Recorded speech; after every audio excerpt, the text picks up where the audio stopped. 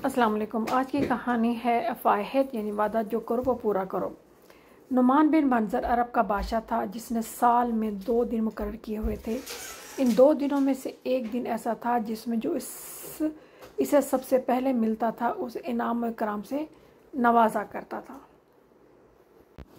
اور ایک دن ایسا تھا کہ جو اس دن اسے سب سے پہلے ملتا تھا اسے قتل کرا دیتا تھا۔ قبیلہ طے کا ایک شخص فقر و فاقہ سے تنگ آ کر باہر نکلا تو اس کا سامنا نعمان بن منظر سے اسی روز ہو گیا جس میں وہ سب سے پہلے ملنے والے شخص کو قتل کرا دیتا تھا، اور یہ اسے ملنے والا پہلا شخص تھا۔ اس شخص کو جب اپنے قتل کا یقین ہو گیا تو اس نے بادشاہ سے کہا، آپ مجھے ابھی قتل کریں یا دن کے آخری حصے میں، بات ایک ہی ہے، لیکن میرے چھوٹے چھوٹے بچے ہیں اور اہل و عیال بھوکے ہیں۔ اگر آپ مجھے تھوڑی سی مہلت دے دیں تو اپنے گھر والوں کے لیے خوراک کا بندوبست اور ان کے لیے وصیت کراتا ہوں۔ یہ لفظ غلطی سے ہو گیا، اس کا نام لکھا ہے بندوبست، اس کو آپ کریکٹ کر لیجیے۔ بادشاہ کو اس کی حال پر رحم آ گیا تو اس نے کہا، تمہارے لوٹنے کی ضمانت کون دے گا؟ اگر تم واپس نہ آؤ تو تمہارے بدلے سے قتل کیا جائے گا۔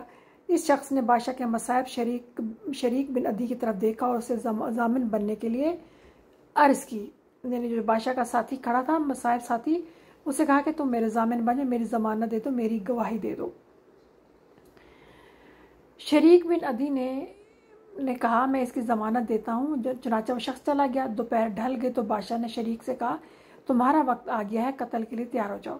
شریک نے کہا، مجھے ایک شخص آتا دکھائی دے رہا ہے اور میرے خیال میں یہ وہی قبیلہ طے شخص ہے۔ اگر یہ وہ شخص نہ ہوا تو آپ مجھے قتل کر سکتے ہیں۔ جب وہ شخص قریب آیا تو معلوم ہوا کہ یہ تو وہی شخص ہے جو شریک کو ضامن بنا کر گیا تھا۔ بادشاہ نے اسے دیکھ کر تھوڑی دیر کے لیے سر جھکا لیا، پھر سر اٹھایا اور اس سے کہا، اے قبیلہ طے کے شخص، تو نے ایفائے عہد کی انتہا کر دی۔ اور شریک سے کہا، اے شریک، تو نے تو احسان و مروت کی انتہا کر دی۔ میں آج سے تم دونوں کی وجہ سے قتل والے دین کو ختم کرتا ہوں۔ پھر بادشاہ نے اس قبیلہ طے کے شخص سے پوچھا، تجھے ایفا عہد پر کس چیز نے مجبور کیا، حالانکہ اس میں تیری جان جانے والی تھی؟ اس شخص نے کہا، ایفا عہد میرا دین ہے اور جس میں ایفا عہد نہ ہو اس کا کوئی دین نہیں۔